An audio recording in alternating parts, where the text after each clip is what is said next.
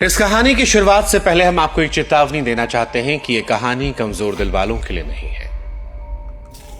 इस कहानी में जिन घटनाओं का हम जिक्र कर रहे हैं वो आपको विचलित कर सकते हैं। क्या आप शैतान में यकीन रखते हैं? ज्यादातर लोग कहेंगे नहीं। हम 21वीं सदी में जी रहे हैं, मोबाइल, इंटरनेट और विज्ञान की दुनिया में। वो कहेंगे कि यहां भूत प्रेत की बातें सिर्फ फिल्मों में अच्छी लगती हैं। लेकिन अगर मैं आपसे कहूं कि विज्ञान के पास हर सवाल का जवाब नहीं है, अगर मैं आपसे कहूं कि एक बार कोर्ट रूम में जजों और वकीलों के सामने एक ऐसा टेप बजाया गया था जिसे सुनकर वहां मौजूद हर शख्स ने सांसें रोक ली थी, मैं कहूं कि वो टेप आज भी मौजूद है, लेकिन उसमें जो आवाज है वो किसी इंसान की नहीं, किसी जानवर की गुर्राहट, किसी राक्षस की हंसी और एक तड़पती हुई लड़की की चीख का ऐसा मिश्रण है जो आपकी रूह को अंदर तक जमा सकता है। वो लड़की थी एनिलिज मिशेल, और इस कहानी पर हॉलीवुड ने एक फिल्म भी बनाई थी, द एक्सोर्सिज्म ऑफ एमिली रोज।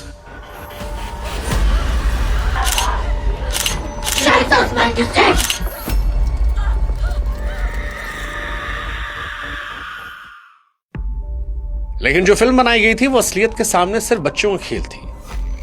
असली कहानी में कोई स्पेशल इफेक्ट्स नहीं थे। वहां सिर्फ दर्द था, गंदगी थी और एक ऐसा अंधेरा जिसने हंसते खेलते परिवार को निकल दिया। और आज हम उसी अंधेरे दरवाजे को खोलने जा रहे हैं। जर्मनी का एक छोटा सा कस्बा है क्लिंगेनबर्ग। यहां पर मिशेल का परिवार रहता था। वो बेहद धार्मिक कैथोलिक थे। घर के नियम सख्त थे, लेकिन प्यार भी था। इस परिवार की जान थी एनिलिज, 16 साल की एक खूबसूरत लड़की। उसे संगीत का शौक था। वो एक टीचर बनना चाहती थी। उसका एक प्रेमी भी था, पीटर। उसकी जिंदगी भी बिल्कुल वैसी ही थी जैसे किसी टीनेजर की होती है, उम्मीदों से भरी हुई। लेकिन फिर साल 1968 की एक रात उसकी तकदीर बदल गई। एनिलिज अपने बिस्तर पर लेटी थी कि अचानक उसका शरीर अकड़ गया। उसकी जबान तालू से चिपक गई। वो हाथ पैर हिलाना चाहती थी लेकिन हिला नहीं पा रही थी। उसे महसूस हुआ कि उसके बिस्तर पर कोई बैठा है। एक भारी अदृश्य वजन उसकी छाती को कुचल रहा था। वो सांसें नहीं ले पा रही थी। वो अपनी मां को पुकारना चाहती थी लेकिन गले से आवाज नहीं निकल रही थी। जब वो जागी तो बिस्तर पसीने से भीगा था। डॉक्टर ने उसे एक प्रकार की मिर्गी का नाम दे दिया। विज्ञान ने अपना फैसला सुना दिया। दवाइयां शुरू हो गई। लेकिन एनिलिज जानती थी कि वो दौरा सामान्य नहीं था, क्योंकि उस दौरे के दौरान उसने कुछ सुना था। एक आवाज जो उससे कह रही थी कि तुम सिर्फ मेरी हो, मेरी।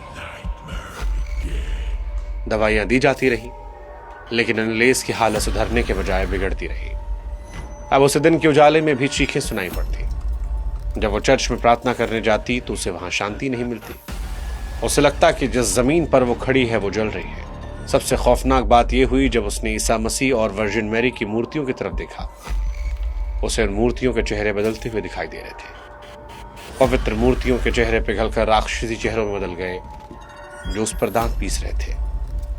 उन कानों में लगातार आवाजें आती थी, तुम नरक में सड़ोगी, भगवान मर चुका है, तुम शापित हो चुकी हो। डॉक्टर ने कहा कि ये सिजोफ्रेनिया है, मति भ्रम। दवाइयों का डोज जो था वो डबल कर दिया गया। एनिलिज को दिन में 20-20 गोलियां खिलाई जाने लगी। लेकिन उसके दिल के अंदर जो अंधेरा था वो दवाइयां नहीं रोक पा रही थी। वो अंधेरा बाहर आने के लिए तैयार था। 1974 आते आते एनिलिज का व्यवहार इंसानियत की हर हद को पार कर चुका था। उसके माता पिता अपने ही घर में एक अजनबी के साथ रह रहे थे। एक ऐसा अजनबी जिसने उसकी बेटी का शरीर पहन रखा था। उसके घर के अंदर का मंजर किसी नर्क से कम नहीं था। एनिलिज ने खाना पीना छोड़ दिया था। वो घर के कोनों में रेंगती रहती, मकड़ियों, मक्खियों और मरे हुए पक्षियों को पकड़कर जिंदा चबाती। उसके दांतों के बीच फड़फड़ाते हुए पंख देखकर उसकी मां की चीखें निकल जाती। जब उसे प्यास लगती तो वो पानी नहीं मांगती, वो फर्श पर अपना पेशाब करती और उस पेशाब को पी जाती। वो कोयले के टुकड़ों को चबा रही थी। वो दुबली पतली हो गई थी, लेकिन उसमें बैलों जैसी ताकत आ गई थी। उसने अपनी बहन को एक बार गुड़िया की तरह उठाकर फेंक दिया था। वो क्रूस और पवित्र पानी से नफरत करती थी। वो पादरियों पर थूकती थी, गालियां देती और घर की दीवारों को अपने नाखून से खर्चती। वहां आने जाने वाले लोग बताते कि अनिलेस के कमरे में एक ऐसी सड़ांध आती है जैसे कोई लाश हफ्तों से पड़ी हो। ये पसीने या गंदगी की बदबू नहीं थी, ये पसीने या फिर गंदगी की बदबू नहीं थी। पादरी इसे नर्क की गंध कहते थे, एक जलती हुई दम घुटने वाली गंध। इसके बाद विज्ञान ने हाथ खड़े कर दिए। दवाइयां उसे ज़ॉम्बी बना रही थी, लेकिन ठीक नहीं कर पा रही थी। आखिरकार परिवार ने चर्च की शरण ली। 2 पादरियों, फादर अनरस्ट ऑल्ट और फादर अर्नोल्ड रेंज ने वेटिकन से स्पेशल अनुमति मांगी। अनुमति मिल गई। सितंबर 1975 में शुरू हुई वो लड़ाई 10 महीने तक चली। कुल 67 सेशन किए गए, हफ्ते में 2 बार 4 घंटे तक। एनिलेस कुर्सी से बांधा था, प्रार्थनाएं की जाती। इन सत्रों को टेप रिकॉर्डर पर रिकॉर्ड किया गया। यह टेप्स आज भी इस कहानी का सबसे बड़ा सबूत है। जब पादरी ने लैटिन भाषा में पूछा, कौन हो तुम, तो एनिलेस के मुंह से आवाज नहीं निकली। फिर उसके गले से एक बहुत ही भारी, खुरदुरी और भयानक आवाज निकली। वो आवाज किसी मर्द की थी। उसने कहा, हम एक नहीं, हम बहुत हैं। एक एक करके 6 शैतानों ने पहचान बताई। सबसे पहले लूसीफर, खुद शैतानों का राजा, आवाज में घमंड, नफरत, कीन, बाइबल का वो पात्र जिसने अपने भाई को कत्ल किया। जुदास, ईसा मसीह को धोखा देने वाला। नीरो, वो रोमन बादशाह जिसने ईसाइयों को जिंदा जला दिया था। हिटलर, वहशी तानाशाह, रिकॉर्डिंग में आवाज बहुत तेज और जर्मन लहजे में चिल्लाती। प्लेशमैन, 16वीं सदी का एक भ्रष्ट पादरी जिसे औरतों और शराब की लत थी। ये 6 अलग अलग व्यक्तित्व एनिलेस के शरीर पर बारी बारी से कब्जा करते। वे आपस में बात करते, झगड़ते। एनिलेस को पता नहीं होता कि क्या हो रहा है। जब हिटलर बोलता तो वो सेना की तरह आदेश देता, जब नीरो बोलता तो तड़पता था। इन सत्रों के दौरान एनिलेस खुद को इतनी चोट पहुंचाती कि देखने वालों की रूह कांप जाती। उसने 600 बार घुटने के बल गिरने की कोशिश की। इतनी जोर से घुटनों की हड्डियां टूटने लगी, लिगामेंट्स फट गए, फिर भी वो रुकती नहीं। उसकी आंखें सूज कर बंद होती, दांत टूट चुके थे, चेहरा नीला पड़ चुका था।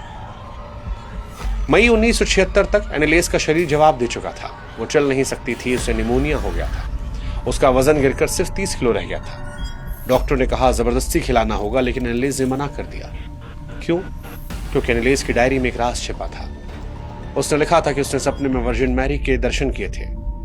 उसे एक विकल्प दिया गया था, तुम अभी मेरे साथ चलो, सारी पीड़ाएं खत्म हो जाएंगी, या तुम इन शैतानों को अपने शरीर में रहने दो, तुम्हें बहुत तड़पना होगा, तुम्हारी मौत भयानक होगी, लेकिन तुम्हारी पीड़ा दुनिया के लिए सबूत बन जाएगी कि शैतान सच में होते हैं, ताकि लोग पाप करना बंद कर दें। एनिलेस ने दूसरा रास्ता चुना।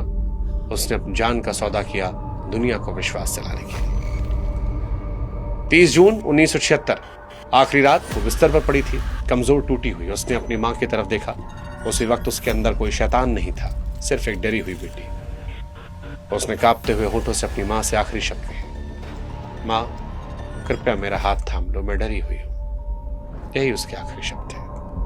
अगली सुबह 1 जुलाई 1976 को जब सूरज की पहली किरण कमरे में आई तो एनिलेस हमेशा के लिए सो गई थी। पिंजरा टूट गया था, पंछी आजाद हो गया था। लेकिन कहानी एनिलेस की मौत पर खत्म नहीं होती। असली तमाशा तो अब शुरू हुआ। जर्मनी की सरकार हिल गई। 20वीं सदी की आधुनिक जर्मनी में एक लड़की झाड़ फूंक के कारण मर गई। पुलिस ने एनिलेस के बूढ़े माता पिता और दोनों पादरियों को गिरफ्तार कर लिया। उन पर लापरवाही से हत्या का आरोप लगाया। 1978 में मुकदमा शुरू हुआ। इसे द ट्रायल ऑफ सेंचुरी कहा गया। एक तरफ मेडिकल साइंस, दूसरी तरफ आस्था। सरकारी वकीलों ने कहा यह हत्या है। एनिलेस को मिर्गी और मानसिक रोग था। अगर पादरी उसे अस्पताल ले जाते, उसे नली से खाना खिलाते तो वो जिंदा होती।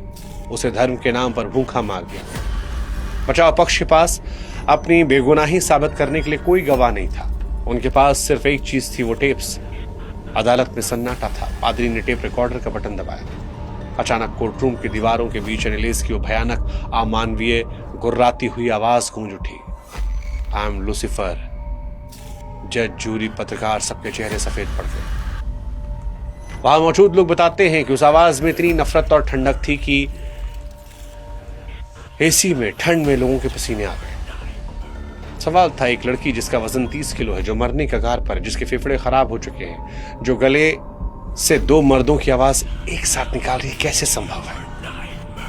विज्ञान के पास इसका कोई जवाब नहीं था। फिर भी कानून भावनाओं के आधार पर नहीं चलता।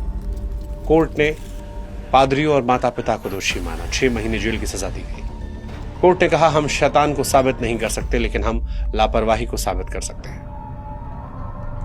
एनालिस मिशेल की कब्र आज भी जर्मनी में है। एक लकड़ी का क्रॉस लगा है जिस पर लिखा है, वो आत्मा जो ईश्वर के लिए तड़पी। आज 50 साल बाद भी ये केस एक रहस्य है।